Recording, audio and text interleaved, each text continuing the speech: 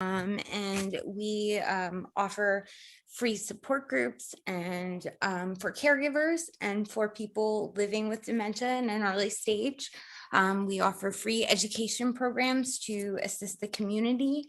And we have a helpline that is 24 hours a day, 7 days a week to help our communities as well. So definitely things I know Virginia will cover, but just wanted to make you aware that we are still here for you, for your families, even during this virtual time frame and pandemic. So if there's any questions, anything that you need assistance with, or any questions that we can answer, we will do our best. So please just let us know. Virginia is amazing. She has been with us for quite some time and done many roles as an advocate, a person who advocates for others, as a person who facilitates support groups, and also as a community educator. So we're so lucky to have her, and she will guide us through this program today, and I will assist as I can. Great. Thank you, Nicolette, and thank you, Sanjana, and all those who are participating this afternoon. We appreciate your time, and we welcome you as well to the introduction to Alzheimer's. My name is Lugenia Edwards. I am a volunteer of the Greater New Jersey. And can you hear me? Yes, I can hear you. Okay, excellent. And I'm all in that capacity and working with the Alzheimer's Association. I volunteer as a community educator, which is having the opportunity today to speak to all of you, as well as a facilitator of a caregiver support group in New Brunswick, New Jersey. So I'm delighted to participate and to share a lot of information today with respect to introducing Alzheimer's to all of you.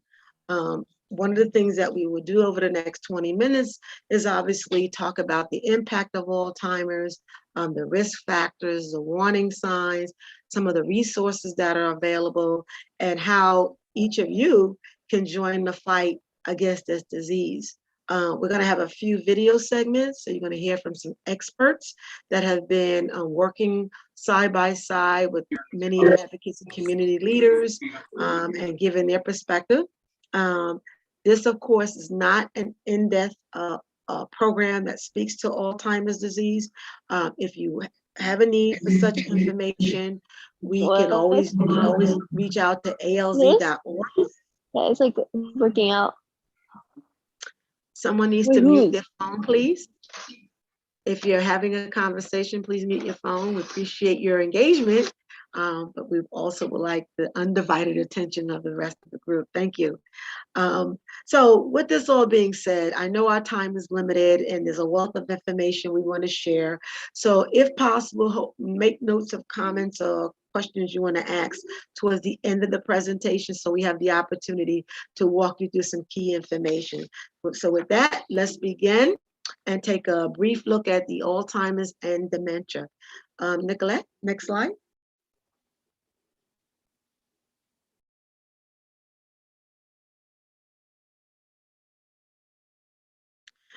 So in this section, we'll touch on several things. Changes associated with normal aging versus potential warning signs of Alzheimer's. We're going to also talk about the relationship between Alzheimer's and dementia. And then last but not least, our risk factors. Next slide. As we get older, cognitive problems become more noticeable for almost everybody, and it can vary from person to person. Typically with age, people have trouble coming up with the word they want right when they want it. They have trouble remembering names, and they don't think quite as quickly. What's more concerning, or what might be the beginning of a memory problem, is people have a lot of trouble coming up with words or names, and it's happening more frequently, and the words or names don't necessarily come to them later. And then they start misplacing things, but not just once in a while, because we all misplace things, but more often. And begins to interfere day to day. That should be a warning sign for people that this might be the beginning of a memory problem. Thank you, Dr. Salloway. Dr. Salloway is also one of our experts in the field with respect to aging, and he was just giving us a sense of the difference between your typical age-related changes and possible warning signs of dementia. Let me just step back and say, some of the common myths surrounding Alzheimer's disease is there's a belief that it's a normal part of aging, but Alzheimer's is more than memory loss. It is a progressive and fatal disease that kills nerve cells and tissues in the brain, affecting an individual's ability to think, remember, to plan, and ultimately function. So you just heard Dr. Soloway speak a little bit about some of those differences. And now we're going to hear from another expert, Dr. Heather Snyder, who's going to talk about Alzheimer's and dementia, how they are related. Next slide, please.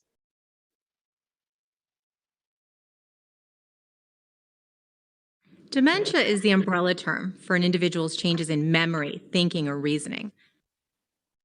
There are many possible causes of dementia, and Alzheimer's is the most common cause. Other causes of dementia are vascular dementia, which is marked by changes in the blood flow and the blood vessels in the brain. Dementia with Lewy bodies, identified by specific brain changes throughout the brain that include the buildup of a protein known as alpha-synuclein. And frontal temporal dementia, which is marked by brain cell loss in the front sections of the brain or the frontal lobe. Each type of dementia may have distinct characteristics to cause specific behaviors in the individual, but there is also some overlap in behaviors among the types of dementia. Thank you, Dr. Snyder. And as you heard Dr. Snyder explaining, a diagnosis of dementia is incomplete because there's an umbrella term used to describe a person's changes in memory, thinking, and behavior. And under that umbrella of dementia, most cases, 60 to 80% of all dementia cases are caused by Alzheimer's disease. So it's very easy for us to always kind of hear interchangeably dementia, Alzheimer's, but ultimately there is a distinction, and it will, as Dr. Snyder mentioned, it has to do with other aspects of the medical condition. So everyone is at risk of developing Alzheimer's disease. Although we don't know the exact cause of Alzheimer's, there are a few known common factors that increase a person's risk of developing the disease. The final video that Dr. Snyder will explain the most common risk factors. Nicolette? Alzheimer's disease is marked by specific brain changes that result in the clinical changes in individual experiences. That is, changes in memory, thinking, or reasoning. And ultimately, Alzheimer's is fatal. The exact cause for these changes is unknown, but there are some hints as to what may contribute to an individual's risk. Age is the greatest known risk factor for Alzheimer's, and when we look at populations of people, we see an increased risk over the age of 65. However, Alzheimer's is not normal aging. Family history is also a known risk factor. Research has shown that those who have a parent or a sibling with Alzheimer's are more likely to develop the disease, and that risk increases if more than one family member has Alzheimer's. When we talk about the genes involved in Alzheimer's, there are two categories that could potentially be involved: risk genes and deterministic genes. Risk genes increases an individual's risk for developing the disease, but does not guarantee that they will develop Alzheimer's. Deterministic genes, which are rare for Alzheimer's, guarantee that the person will develop the disease.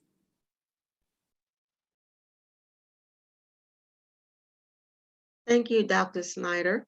And again here, in addition to our general population, there are populations at higher risk. For example, Hispanics and African Americans and women are at higher risk for Alzheimer's. Research shows that older Hispanics are about 1.5 times as likely as older whites to develop Alzheimer's and other dementias, while older African Americans are about twice as likely to develop the disease as older whites. The reason for these differences is not well understood, but researchers believe that higher rates of vascular disease in these groups may also put them at a greater risk for developing Alzheimer's. Women are more likely than men to develop the disease, as an estimated 3.4 million American women are living with the disease today.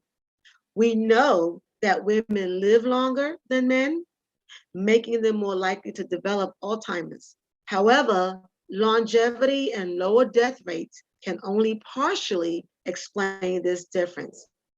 Researchers are exploring how genetic differences between men and women may impact disease risk. Next slide, please.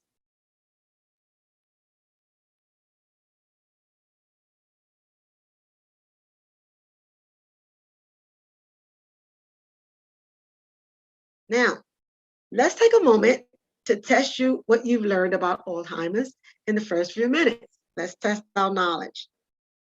Next slide, please.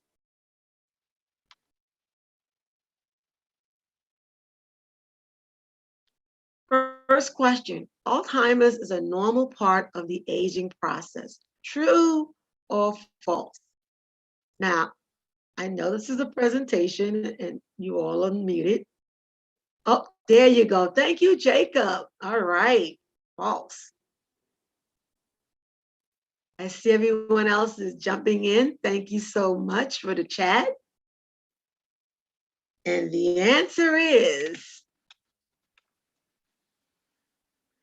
false. We mentioned earlier that Alzheimer's is a brain disease that causes problems with memory, thinking, and behavior. It is not a normal part of aging. Thank you.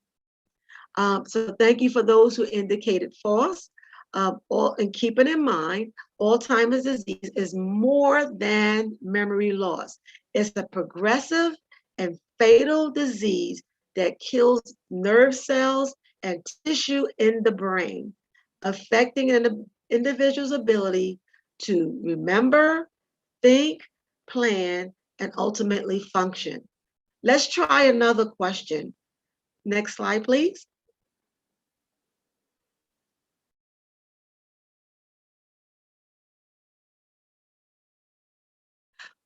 What is the greatest known risk factor for Alzheimer's disease? Well, you guys are fast out there. I see all of the chat responses. And I see an agreement with the response is age. Let's see if that's correct. Age is the right answer. So the greatest risk factor for Alzheimer's disease that we know today is age. After age 65, the risk of developing Alzheimer's doubles every 5 years. 32% of people 85 and older have Alzheimer's. So again, thank you for responding to that question correctly. Next slide, please.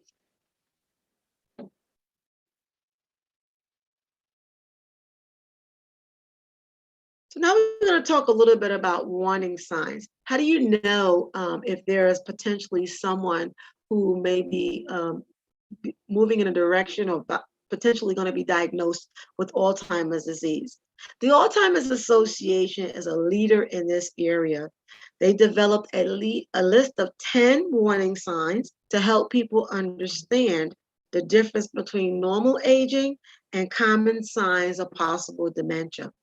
This list is intended to be a tool to help identify unusual changes in a person's memory, thinking, or behavior. It's important to note that this list does not constitute a diagnosis of Alzheimer's or dementia. Next slide, please.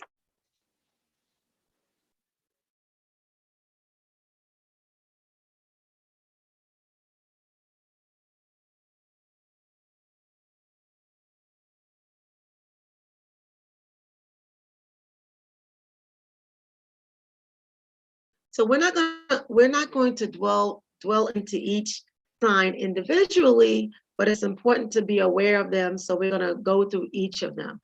Number one, memory loss disrupts daily life, such as forgetting recently learned information.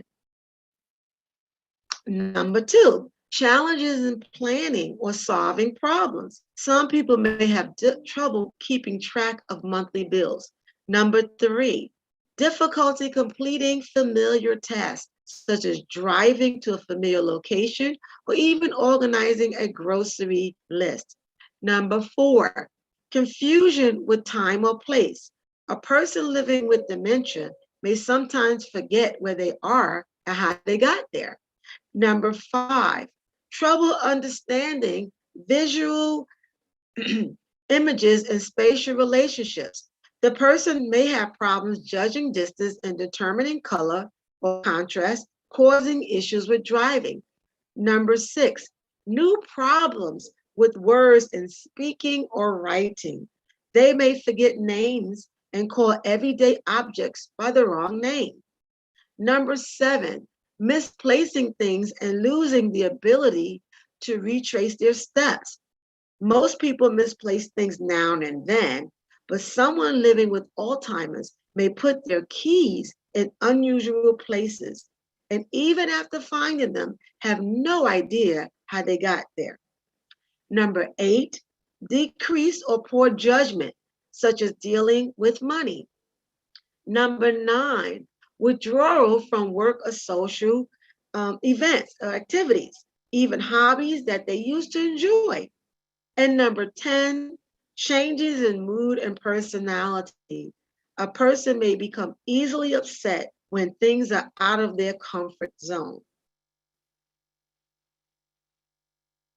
Next slide. Oh, thank you. In thinking about these 10 warning signs, it's important that if you notice any of these signs, and I'll stop, any of these signs in yourself or someone else, it's important to see a doctor.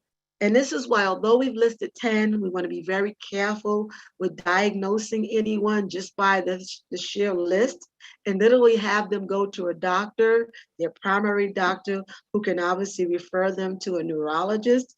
But we don't want to assume anything because we have a glimpse of these 10 warning signs of Alzheimer's and make a judgment call from them alone. And again, as a reminder, these 10 warning signs are available by going to alz.org, and that's our website, alz.org. Thank you. Next screen, please.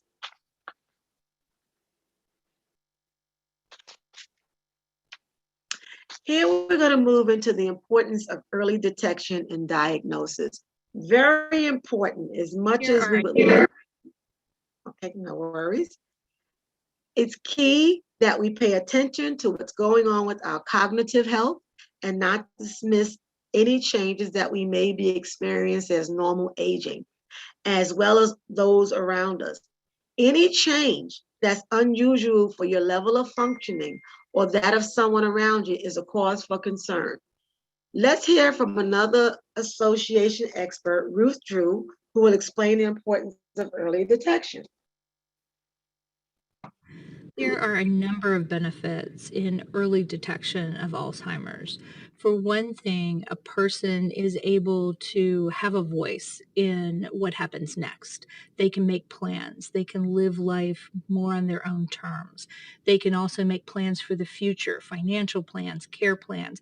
They can let people know what they want, which can be a real gift later on. It also allows time for families to make plans and to make decisions about who can do what and figure out care and those kinds of issues. Also, the treatments that are available for Alzheimer's don't cure Alzheimer's. They don't slow down the disease, but they do help with symptoms. And it seems as though they tend to work better the earlier a person is able to use those. So that can help too. Some people are interested in clinical trials. Clinical trials allow people to have access to treatments that aren't available yet. And for some people, that can be a really important thing to pursue. Thank you, Ruth. So where do we go from here? What else can we learn from the Alzheimer's Association with respect to Alzheimer's disease and dementia? Well, the Alzheimer's Association has a host of resources that's available to all of us. And getting information and support is so critical as a next step. So let's learn a little bit about what the Alzheimer's Association offers. Next slide, please.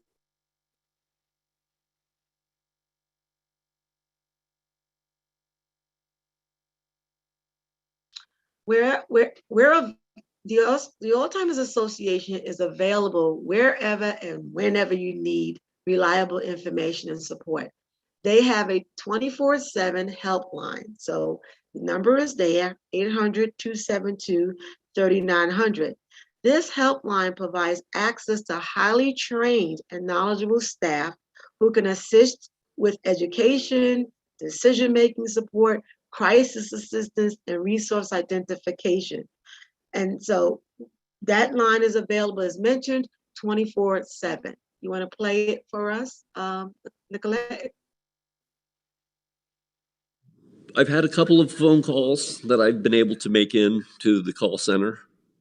When I've had a couple of quick questions that I wanted to ask, there's been a couple of nights, 2:00 in the morning, you have questions, you have anxieties, and I was struggling dealing with them, and it's amazing. It was one of the best things I ever did was keeping the call center on my favorites now. Just to know that there's somebody you can call who is aware of what you're going through. Thank you for that testimonial.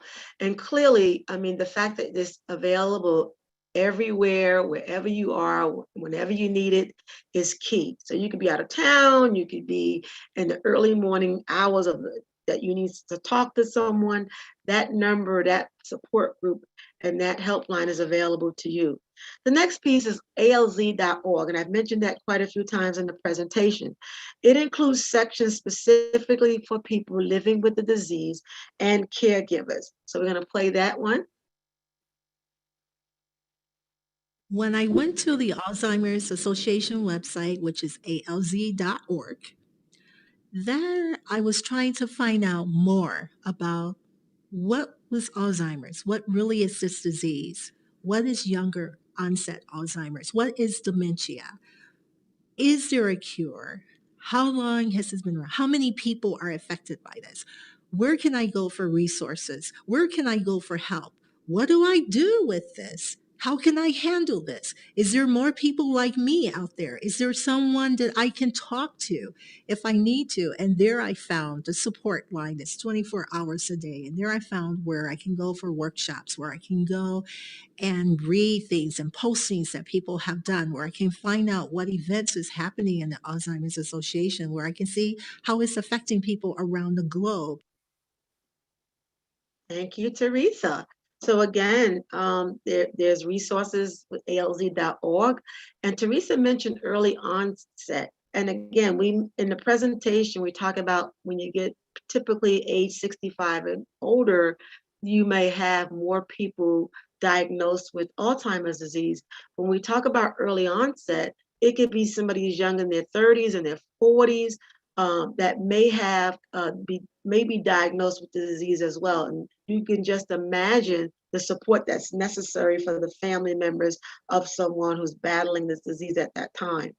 The next one is in communities nationwide, alz.org, CRF. We have our community resource finder. Wherever you are in the state, in the country, wherever you are, there's a wealth of community-based resources, including long-term care and community-based services, local association offices, and a host of other programs that are being offered. Go ahead, Nicolette.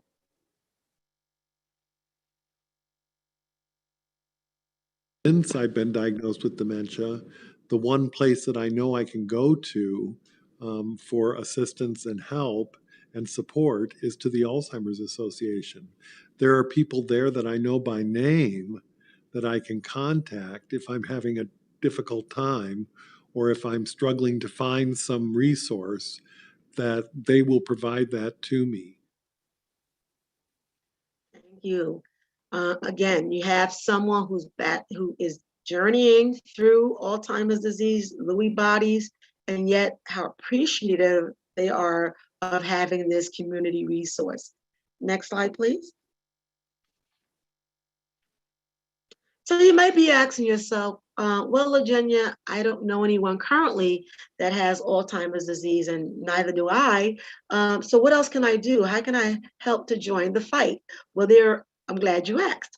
We have a number of ways that you can support the Alzheimer's Association, particularly now that you have a little bit more knowledge about the basic look at Alzheimer's disease and what resources are available. So we're going to walk you through some opportunities. Volunteer. Whether you can spare a few hours a week or make a more significant time commitment, volunteering with the Alzheimer's Association is the way to go. There are a number of different opportunities that you can participate in.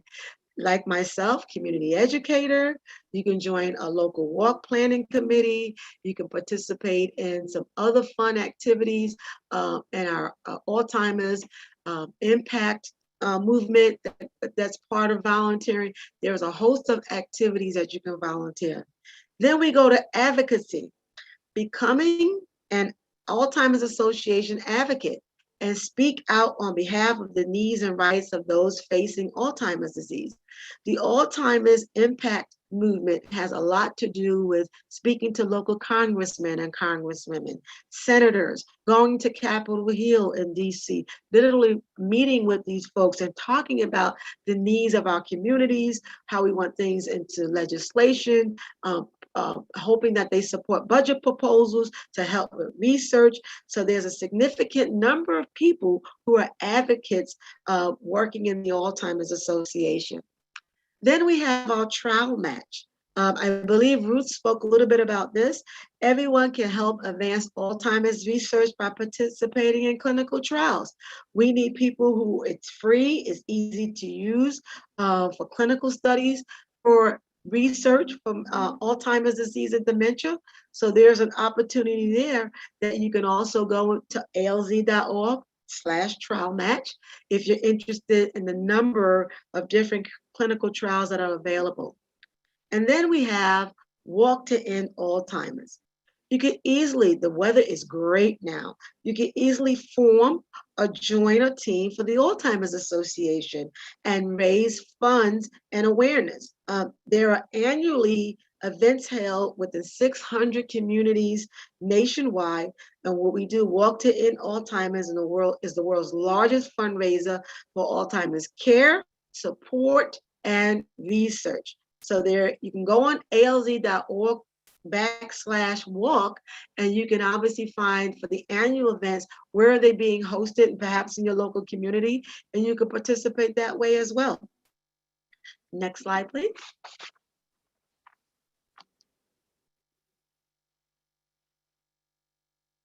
So, with all that has been said and presented, this is an opportunity. If you have any questions, we still have some time remaining. Any questions from anything that you heard today, or perhaps you haven't heard or have a question about that we can address. I know that Nicolette and Sajana may be looking at the chat, or perhaps I'll see if I can peek. If there are any questions, please present your questions in the chat and we can take it from there. Sajana, if you see anything, by all means, please call it out for us.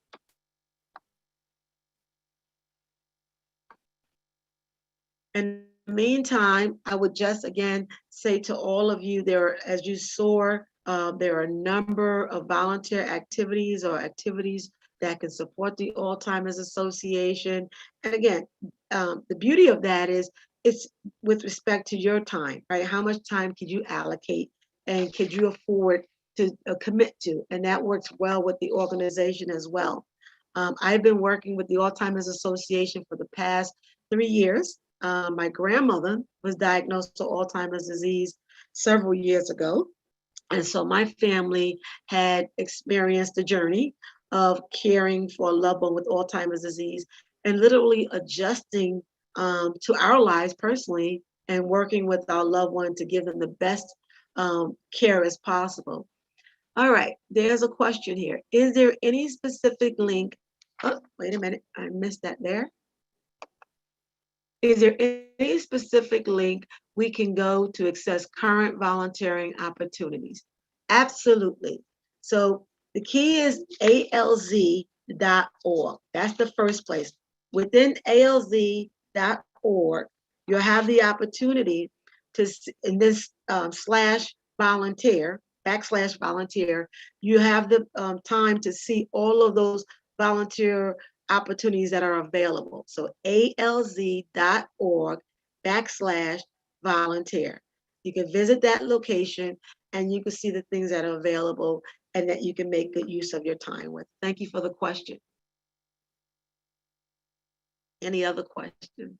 And one of the things too, I would like to make note of while we're waiting for more questions to pop up, you can easily share this information with other people, perhaps your family, your friends, parents, if they know of members of the family or friends in the community, and they just don't know where to go. As you heard Teresa in the video segment earlier, she didn't know where to go. She didn't know what to do. And these resources that were available made a difference for her, that she was not alone, that there are thousands of caregivers and thousands of millions of people who are experiencing Alzheimer's disease and dementia. So not to be shy, please always direct other people to these tools and these resources.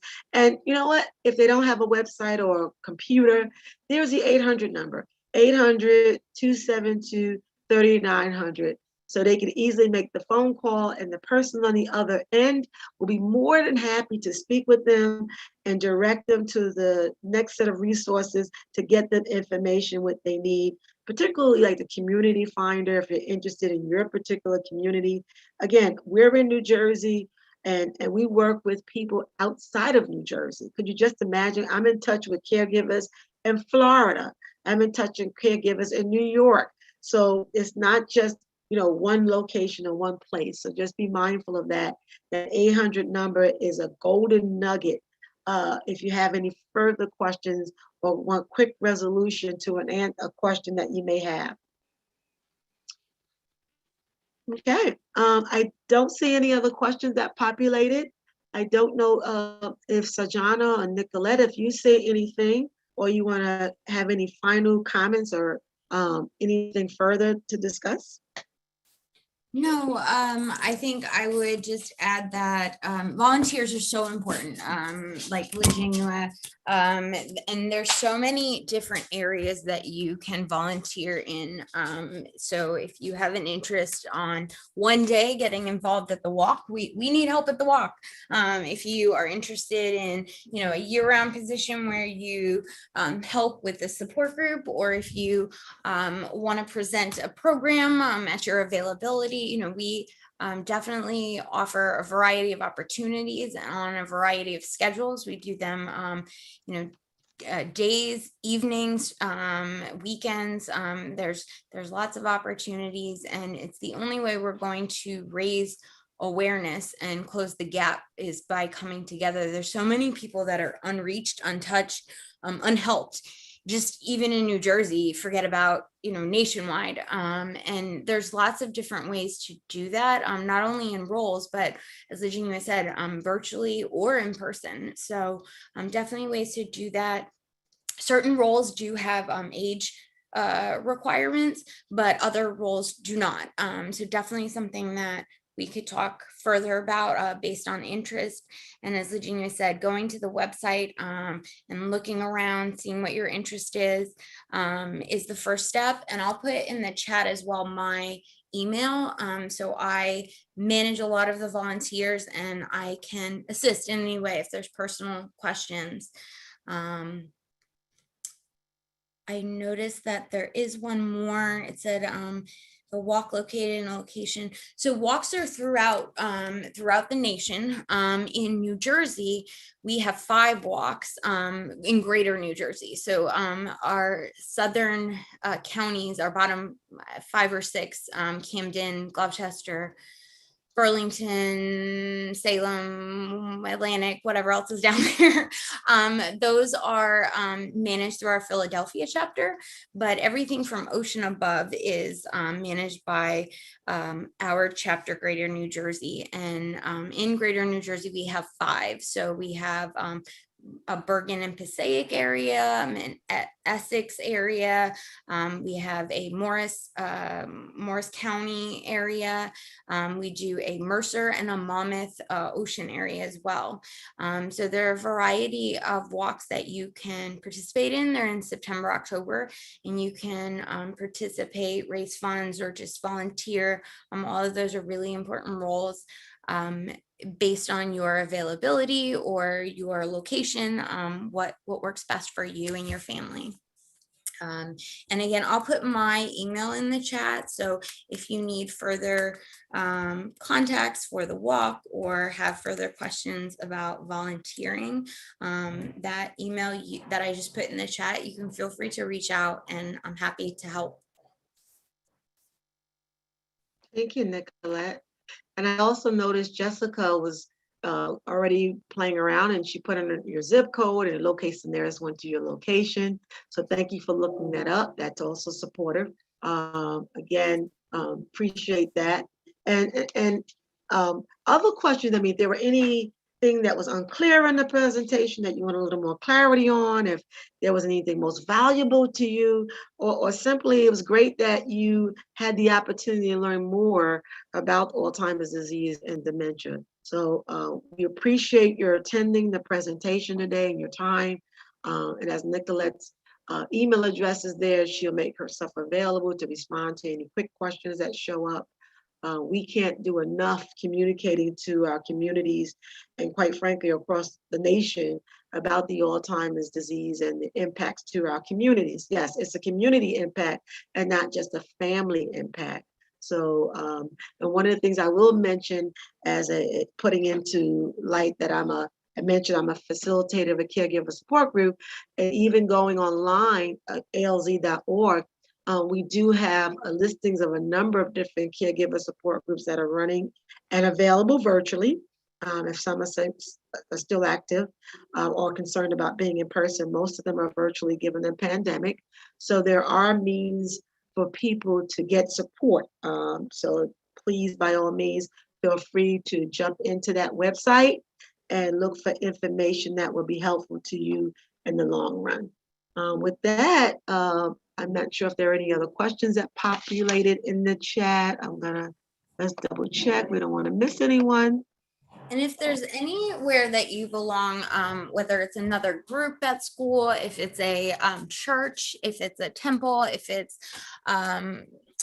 somewhere at the Y, that you think your particular entity that you belong to would really benefit from a program similar to this, we have about 12 to 15 different topics that we offer for free for the community, and we'd be happy to do so. So again, please feel free to email me if there's an opportunity that you're thinking of. If you want to assemble 15 people in your living room, we're happy to Zoom in and offer a program. We, as Virginia said, we're here not just for individuals, but for communities as a whole to make a difference and affect change. Thank you, Nicolette. Right. Oh, is a quiz after the lesson? Is there a quiz that's coming up?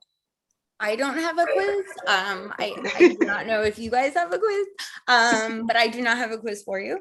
But thank you for participating in the chat and the questions and answers. And if you have anything further, as Virginia said, you can email me. Our helpline is 24/7, and that's really nice because people are knowledgeable. You don't get the automated numbers that you're frustrated before you get someone on the phone.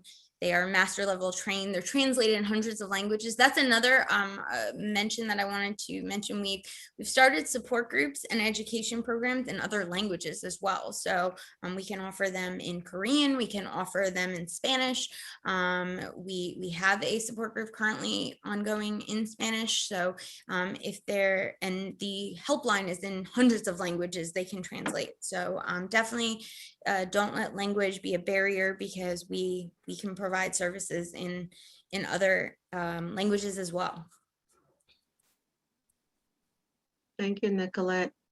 Oh, it looks like Sanjana put the quiz out there. So there you have it. Thank you. It's all set for you.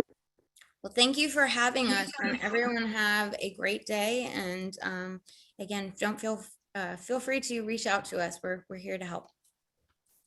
Thank you, everyone. Have a fantastic afternoon. Thank you. Have a good afternoon. Thank you so much again for presenting. I definitely learned a lot about Alzheimer's that I definitely didn't know before. So I thank you both again so much for presenting. And everyone else, if you are also interested in learning more, definitely go to their website, and there's a lot of opportunities, and it's a great cause. So thank you so much again for coming today to present. Thank you, Sanjana. Enjoy your evening. You too. Bye. Bye-bye.